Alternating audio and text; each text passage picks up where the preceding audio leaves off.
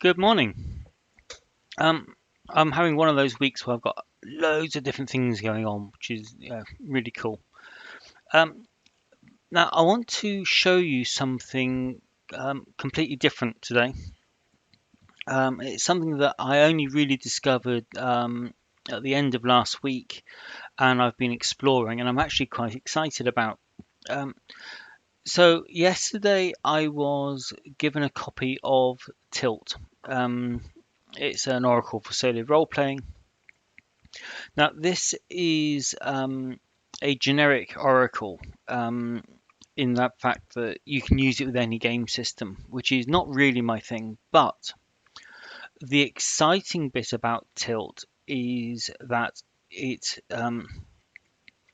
rather than using the sort of mythic method of rolling for an action and a verb and a adjective and putting them together and then trying to develop meaning, it advocates the cut up method. Now, the cut up method is the thing that was new to me.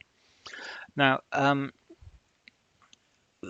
what cut up actually means is literally what it says. You take a text and you print it out and cut it into little strips of sort of 5 to 8 words, 5 or 6 words, and then you kind of shove them all in a hat or in a pot and pull some out, lay them out, and then try and find some kind of meaning.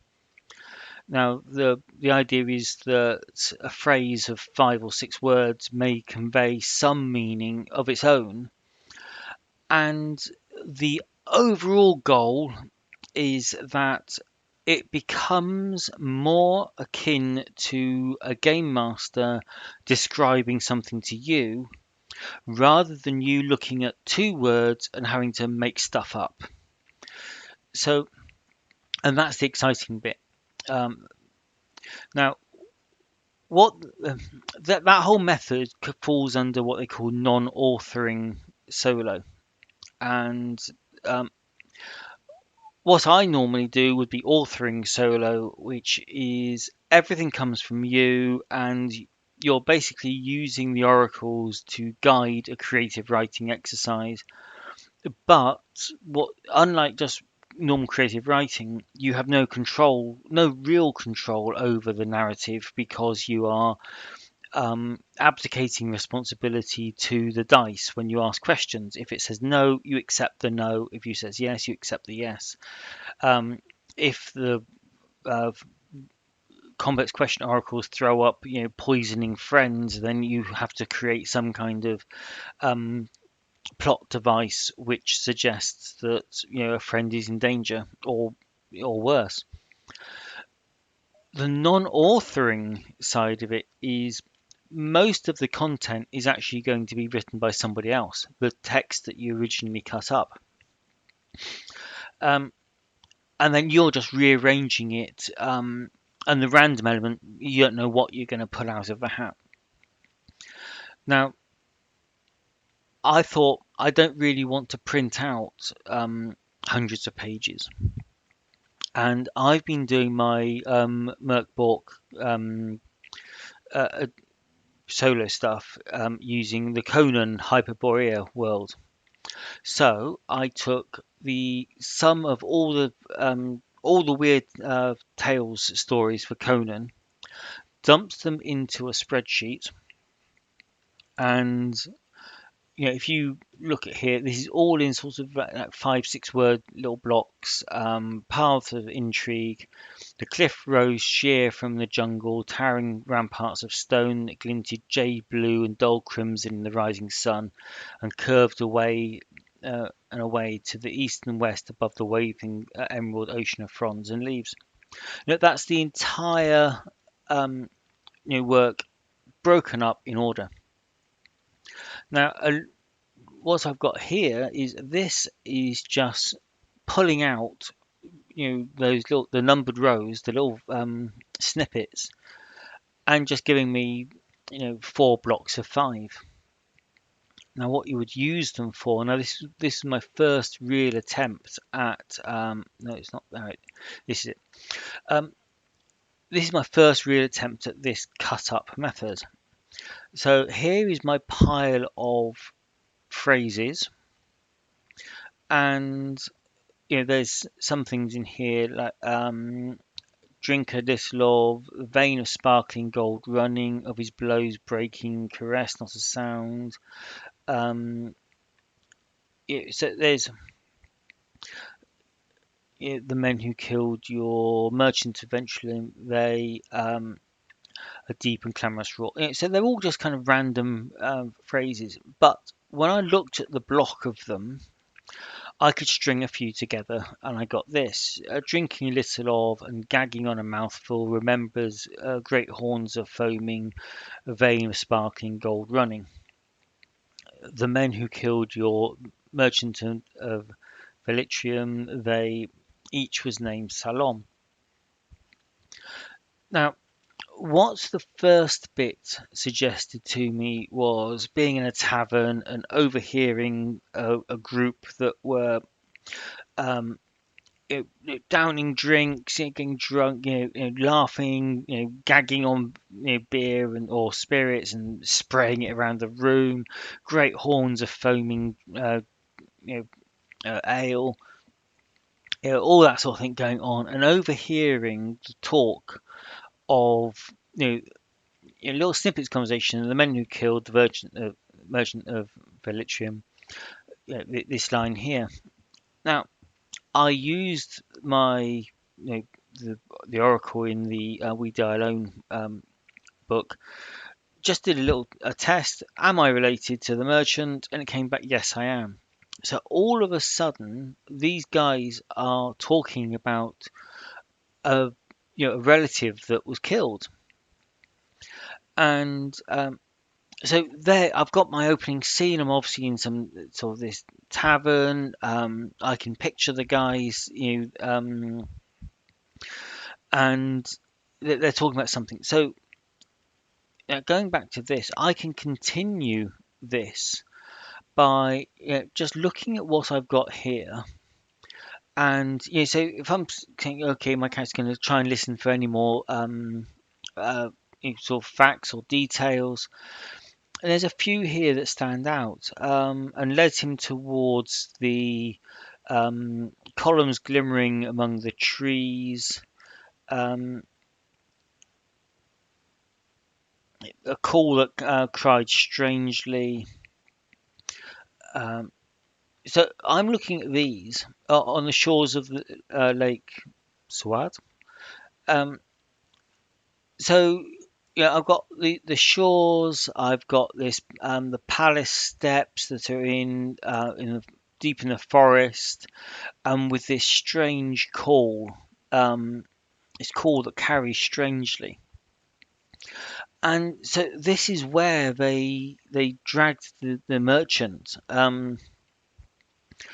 and so I can put these together and I can picture this place, and I have a location. So my first sort of step on the adventure is, I could of course draw my sword and kill these guys and for their part in it, but I will forego that for now. Um, but I've got a location. I know it's on the shores. I know it's in a forest, and I know there's a palace in the forest. So I'm gathering all these facts now, and I haven't really had to make anything up because as I bolt these little bits together, it's telling me the story. The game master could be saying that they talk about the lake, they talk about the forest, and this is why it's called the non-authoring. It's all the facts are coming from the text. Now, so this is kind of how it works. I can get the texts from many, many classic pieces of fantasy fiction, and I've got this spreadsheet, and I've got a couple of macros that will chop the words up for me. It would just take a little bit of cleaning up the text, and then basically I could play in almost any genre I fancy. But now there was a fairly light-hearted discussion last night, and it appears that the worldwide audience for this style of solo play is probably about 66 people, or possibly less. And the total number of advocates for the method is one. So this is a fairly small gene pool, but the flaw with the authoring style solo is that it really is focused on game masters. Game masters are used to spontaneously creating NPCs, putting words in their mouth. If the party turned left when you wanted them to go right, you can be improvising entire scenes, places. If you're in that, starting a campaign and you've detailed one village with one dungeon outside it, and all of a sudden the party decide to steal horses and head south, you could be improvising, in 200 miles of terrain, and then putting potential adventures in front of them to see what they snap at. Um, so that's an awful lot of improvisation that doesn't have to be done. That is very much a game master skill. The player is used to having prompts and then say, the game master saying, "What do you do?" and you describe your character's actions. So this is that same thing of it's giving you the description, you describe your character's actions, it reacts, and you're just picking out what speaks to you. So I think there's a great potential for bringing this to a wider audience, and I don't think it will take me a huge amount of time to create um, each sort of booklet, a themed booklet. I could replace the formulas in here with, say, a D1000 roll, and give you a couple of tables of 1,000 snippets. So each one contains 5,000 words, 10,000 words total um, uh, vocabulary to play with in there.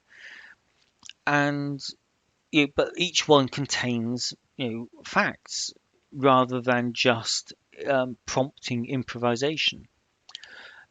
And yeah, so this is the Conan one. I've got the entire works of Howard in here. I could take it down to the individual stories, and so each one becomes more um, themed. I've got all the stories and the history of Hyperborea all in this one block, but I could strip that down, make it more specific. Include a simple oracle because I needed to know, was the merchant a relative, because that occurred to me as a question. That's what I would have asked the game master. But all the stuff about complex questions don't need answer. It doesn't really need the tools for that, because the descriptions of things will come from the text itself.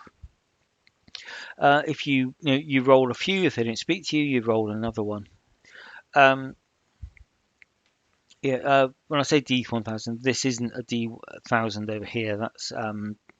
That's the dice setup for Chivalry and Sorcery, which is another project I'm working on. But yeah, this is really exciting, and I'm going to be doing a few more experiments with this and try and get some books out with these nicely formatted word snippets. So that's what's got me really kind of excited for today, or for now. And that is something I can tell you about. I've got lots of other stuff that's sort of bubbling away, which I can't tell you about. I will just touch base with the Blaze in the Dark book is now only 3 away from its platinum. And I'm hoping we've got Black Friday, Cyber Monday coming up. So that is, I think that's when it's going to go over. The Stars That Number book is still selling. It's stripping along sort of 3 a week. It's not brilliant, but it's still going. I've finished the editing pass, but I've started to add more content to it. It was always my intention that next year I was going to shrink the format down to US trade and add more content and get it print on demand ready. Now the file was already print on demand ready, so when I designed it for print and then exported it with the covers on. So changing the paper size has had to mean rearranging, relaying out everything, and I am piling in some more content. And this will probably be one of the first books to go into print on demand in 2021 for me. Um, I've got a few now which are queuing up for this. So yeah, that's it for this week. I'm getting really excited about the this non-authoring. I would like to see how it works, how it sells. That'd be interesting. Because they're going to be fairly quick to produce, and they are fairly different to the more traditional oracles, simple, complex, question and answers. So yeah, I would like to thank Alex Yari for pointing me to this, and I hope I got his name right. He wrote the Tilt uh, book and sent me the complimentary copy. Um, and I will also look into developing a few more tools. I may even bundle the spreadsheets in with the PDF of the actual book. So if you're working completely offline, you've got a book, you've got dice, which is great. All role players love dice. If you're at your computer, um, or even you can open the Excel on your phone, then you've got an automatic tool to speed you along.